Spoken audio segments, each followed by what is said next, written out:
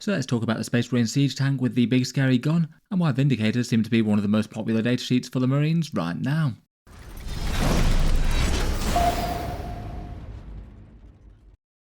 Hello and welcome back to Auspex Tactics, where today we're talking Space Marines once more, and in this video I thought we'd take a focused look at the Vindicator, a unit that's often been interesting throughout 10th edition so far, though just really seems to have taken off over the past few months since the last Space Marine update, and currently seems to be dominant as maybe the single most played Space Marine gun tank, or at least challenging for that title. Let's talk briefly about the Vindicator's lore and models, go through its datasheet, and talk about the things that can help it out more in Codex Space Marines, with a couple of strong army lists that feature its use. In the lore, the Space Marine Vindicator is a siege tank based on the Rhino chassis, essentially the whole tank given over to housing the rather powerful Demolisher cannon, an enormous siege weapon that can break a lot of tanks and fortifications down in a single shot, though somewhat short-ranged and needs to get close to do its work, so it's up-armoured and has a mighty siege shield on the front, a great big dozer blade meaning that there shouldn't be any enemy rubble or minor fortifications stopping it from getting to its target. Vindicators are most commonly used in more dense terrain conditions such as fighting in cities, where their short range doesn't really tend to matter quite so much, and their high armour and high power can make them an incredibly intimidating foe to fight. Miniature-wise, there's a few different Space Marine Vindicators on sale from Games Workshop at the moment. They've long been updated from the previous sort of hybrid metal and plastic kit that was on the last slide. I certainly remember having fun with that one back in the early days of playing 40k for me. Their current plastic kit is this one though, £45, €60 or $73 from Games Workshop. And as Space Marines go, it's one of the better points per dollar out there at around about 2.5. That's on the upper end of Space Marines, though might not be quite as high as things like Primarchs, 10-man Space Marine squads, or their various combat patrols and discount deals. They also have the option for the alternative sculpt for the Heresy era version that you can see on the bottom left. That could be pretty reasonable to play instead of it. You don't get the full siege shield with that one though. And the Chaos Space Marines can also fill their pattern as well with their Chaos Vindicator. I feel like the model is well enough light, a great big stubby and brutal looking tank with an enormous dozer blade giving it an iconic look, though it's definitely one of the miniatures that I'd be a bit more concerned about the long-term support for at the moment. Games Workshop's been slowly phasing out the firstborn scale models. Some of them get Primaris updates, some of them get near equivalents. It's not entirely clear exactly what's going to befall the Vindicator yet for that. I certainly wouldn't be too surprised though if at some stage we get a sort of hover gladiator chassis pattern siege tank, and the current Vindicator goes into Legends. It's maybe not the most inspiring for people wanting to pick one up though. If despite that you'd still be tempted to put a siege tank on the tabletop, or if you're thinking about picking up any other Warhammer 40k things in the near future, feel free to check out the channel's discount retailers linked down in the video description to save some money versus Games Workshop's web store. If you buy from those specific links in the video description, they do help to support Auspex Tactics a bit, so a big thank you to anyone doing that. I'll probably just bear in mind that the Vindicator's long-term future is maybe a little bit less certain than most Space Marine things. Feels like the next time that it might have a chance of going to Legends will probably be an 11th edition with a Space Marine Codex, though who really knows with Games Workshop.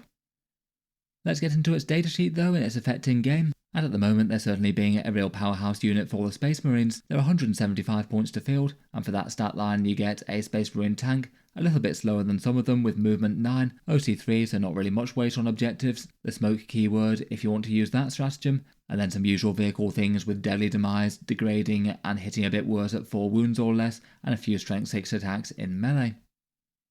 For its main draws, the biggest things are some fairly solid durability, and then a big punchy main gun that can certainly take a chunk out of enemy tanks and heavies. On the toughness side of things, the Vindicator's 11 wounds at toughness 11 with a 2+ save, so significantly harder to take out than say the Gladius with their toughness 10 and a 3+. The 2+ save definitely works well with either smoke, cover or armour of contempt. Anything that can boost it further means that AP3 things will still get bounced on a 4+ or maybe even a 3+ if you stack armour of contempt with cover. And the toughness 11 isn't relevant against everything, but if you're attacked by specifically strength 10 things, having them wound on 5s is a big deal. It maybe feels like having intimidating Space Marine profiles that are tough to take down is a bit more of a draw at the moment, given that with Oath and Moment they've often got the damage output that they are going to be able to destroy the things that they're trying to with a +1 to wounds.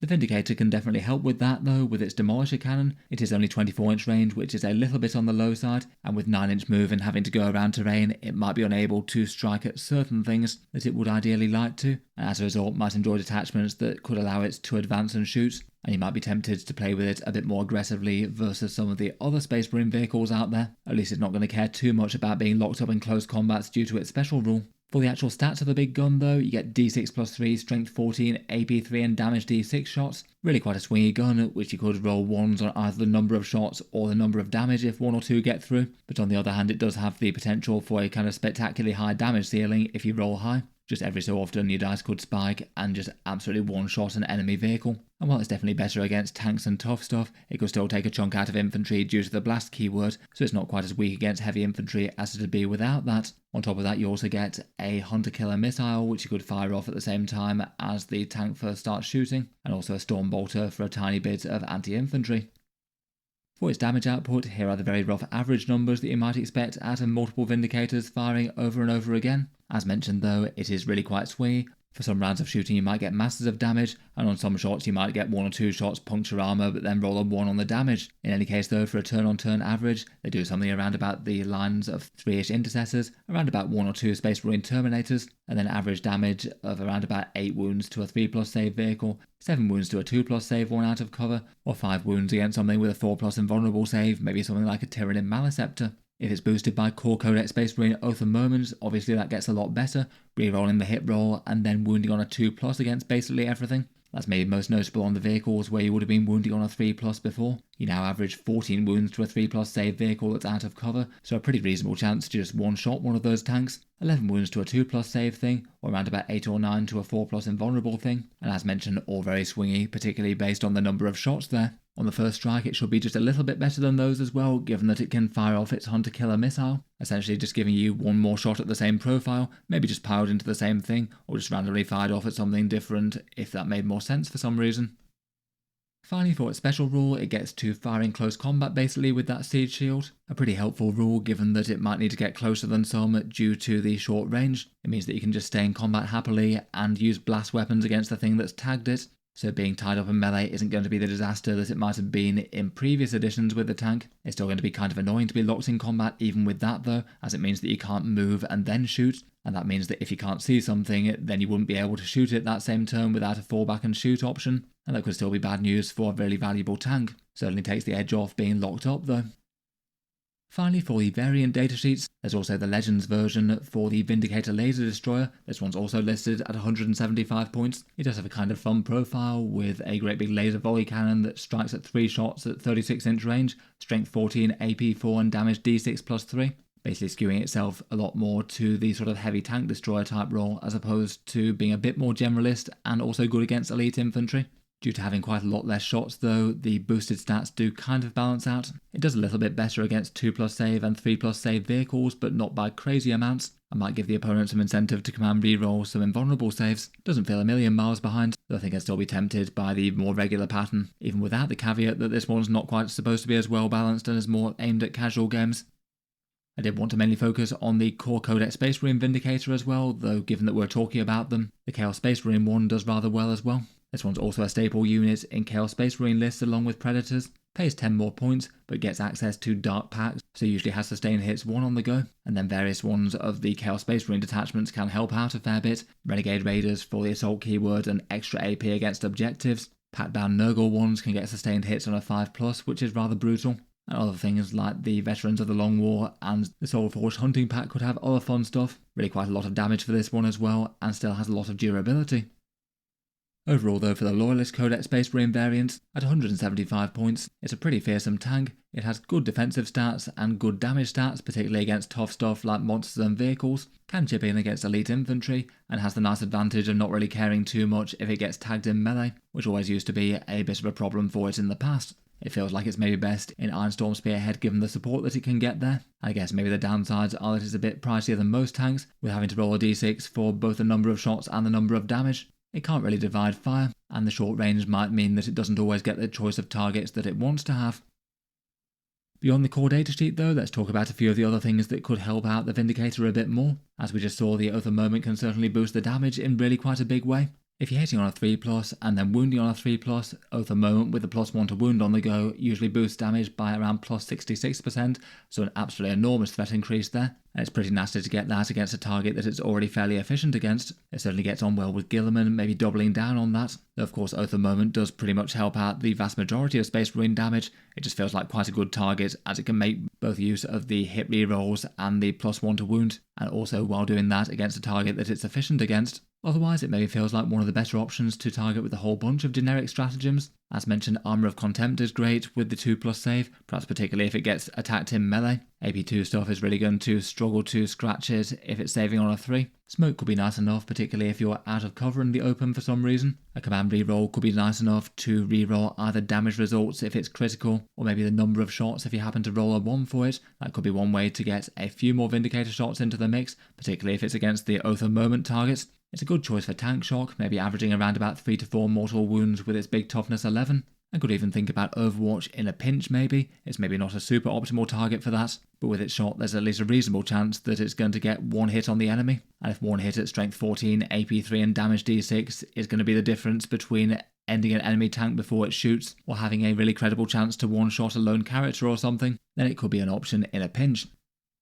For datasheet support, there's a bunch of Space Marine firepower options that can amp up the vast majority of the shooting of the Astartes. Storm Speeder hammer strikes are very much in fashion at the moment. For an army that's taking a whole bunch of gun tanks, they can strip cover from one enemy target, and that's definitely something that AP3 can still get on with very well. Another force multiplier above Oath of Moment. The Thunderstrike maybe isn't quite as critical for the Vindicator, given that it already wounds quite well, and in core Codex Marines you might get the +1 to wound via Oath anyway. Other things could certainly help out its firepower though. Incursors could have it hitting on a 2+, or Combi Weapon Lieutenants could be nice enough to mark a mid-board objective, which might often be the sort of thing that Vindicators wind up firing into. Otherwise, I feel like Tech Marines could be efficient enough at 55 points. They're a big scary vehicle where the damage buff is going to be worth the investment, and they're also tough enough to potentially take some damage and still survive before getting the wounds piled back onto them. They might just have a few mixed purposes with their lone operative things wanting them to stay safe, and Vindicators maybe wanting to close the distance a little bit with enemy units. I feel like outside of Ironstorm Spearhead, I've not really seen as many people running Tech Marines alongside Vindicators, though it doesn't seem like a horrible option between the things that they can do. And I feel like for Space Marines in general at the moment, it's worth giving Rabute Guilliman a shout out. As mentioned, Oath of Moment makes them monstrously more efficient against enemy tanks and vehicles. Getting that potentially on 2 different targets per turn, one after the other, is great for Guilliman. And they also feel like a particularly interesting option for the free stratagems that he can give out as well. Maybe Armour of Contempt, Smoke or Overwatch in the enemy turn, and then even things like command point rerolls in your own turn if it made sense to. They could also help with things like Ironstorm stratagems. Speaking of which, after the detachment, a fair few have some useful stuff for Vindicators and big gun tanks, though it certainly seems that for a lot of competitive play, Vindicators seem to be a very viable option just to add into a list for some backup firepower. Ironstorm Spearhead certainly does the most to support them though, to make them good in their own right. They quite enjoy the single rerolls, and even with Oath of Moment they might be able to make use of those if they roll any ones to wound. You're going to have almost every shot convert into a successful wound with that on the go. And then beyond that, there are solid targets for the 2 command point for sustained hits on 5+. Big and scary enough to be worth it, maybe in particular if they've got Guilliman nearby to discount the stratagem. There's a command point for returning fire after they're reduced to less than half health. Again, not too bad for them given that they're a sturdy tank that's at least fairly likely to have a good chance of surviving somewhere between half health and destroyed. They might be in a good position to auto-explode if they've been playing aggressively. And some of the enhancements can help them out too, such as the Blanker Damage one, or the Advance and Shoot and Fall Back and Shoot Master of Machine War. I feel like the rest of the detachments don't really give the sort of support that that one does. I guess Gladius could get some good value from the Advance and Shoot and Fall Back and Shoot. You could use Storm of Fire for Ignores Cover and extra AP. Vanguard could make them a bit tougher at range, with cover and stealth even out in the open at anywhere greater than 12 inches away. The rest of their support is very infantry focused though. The Firestorm with the option to advance and shoot is handy enough, even if again things that maybe care about the strength buff that gives might be a bit more tempting. And for Anvil Siege Force, you could have 2 command points for rerolling wound rolls against vehicles. They already wound quite well though, and I feel like they're broadly quite unlikely to be stationary for the main detachment buff. Otherwise, for the Divergent chapters, most of them tend to be a little bit better for melee combat versus range, though quite a lot of Space Marine lists at the moment quite enjoy, say, having a main core of melee damage dealers for Divergent chapters and then still backing up with some gun tanks. That does seem to be a really quite viable strategy, and while they do get on well with the boosted Oath of Moment, having a big strength 14 makes the +1 to wound less critical than maybe some units out there. I've certainly seen some Blood Angels Liberator lists make some good use of them. They do have options to advance and shoot and fall back and shoot, even if they might be a bit more better employed on their scary melee units rushing around. Black Templars and Space Wolves can both get them a 6+ feel no pain. I guess that doesn't hurt for a side benefit to make their tanks tougher while their melee stuff is doing what it wants to do. Deathwatch maybe not quite so much synergy, though I guess the term of Exoclades could be helpful to Oath of Moment stuff up. And Dark Angels maybe more commonly tend to use the core codex detachments at time of recording. I guess theoretically you could use something like a Dark Shroud for cover and stealth, though it doesn't really tend to be an option that people seem to be particularly keen to go for gun tank lines. There are certainly a whole bunch of people using them in various different competitive lists out there. For a couple of Ultramarines examples, here's one with their Iron Storm Spearhead, fielding a trio of Vindicators, a trio of Ballistus Dreadnoughts, and Stormspeeder Hammerstrike. They'll all be very well supported by stratagems between Marnie's Calgar's extra command points and Rabute Gilliman's discounted ones. They might even be able to get further buffs from the Combi Weapon Lieutenant and Incursors as well, if all that wasn't enough already. This other one, also high placing at the LVO, has a fairly similar sort of setup but goes with Gladius Task Force. Again, a whole trio of Vindicators being fielded there, alongside at least some fairly similar support. For a recent video I took a quick look at 10 of the most commonly played Space Marine datasheets, and the Vindicator definitely numbers amongst them. When looking at 22 top Space Marine army lists that have placed well in tournaments, 15 of them took some Vindicators and 7 didn't take any. Most of those being Ultramarines lists for the core codex. The ones that chose not to take were often Vanguard Spearhead ones as well, where the buffs and synergies tend to work a bit better for infantry, so often things like Inceptors and Eradicators seem to be taking their thunder there. Overall, it certainly seems like Vindicators are one of the meta choices for Space Marines currently. Perhaps the most common counterpart to them is also with some Ballistus Dreadnoughts as well, and between those two you get a fairly intimidating amount of 2+ save datasheets, a whole bunch of units that are going to be incredibly hard to take down. Quite a few armies seem to use 2 of them, and as seen it seems to be very viable to go for a full 3 of them at the very top levels of play. Still, things like Predators and Gladiator tanks aren't really so very far behind in terms of the damage dealing. I feel like quite a lot of Space Marine armour and datasheets are pretty well balanced at the moment for what you'd like to play, but it seems like the Vindicators are maybe the meta pick, working well with Oath of Moment and Gilliman stratagems, plus being fairly hard to take out in return with their 2+ saves, and that seems to be enough to get them in favoured status. In any case, looks like a pretty good time for Vindicators in game right now, ideally moving up the board, hugging cover, and gaining lines of sight and range on the enemy's scariest stuff, and maybe being a bit of an intimidating factor as to whether or not the enemy's most valuable units really want to come out to play and have line of sight being able to be drawn on them. I look forward to hearing your thoughts on the units down in the comments below. Have you Space Marine players out there been putting Firstborn siege tanks on the board anytime recently, or have you faced off against them in game?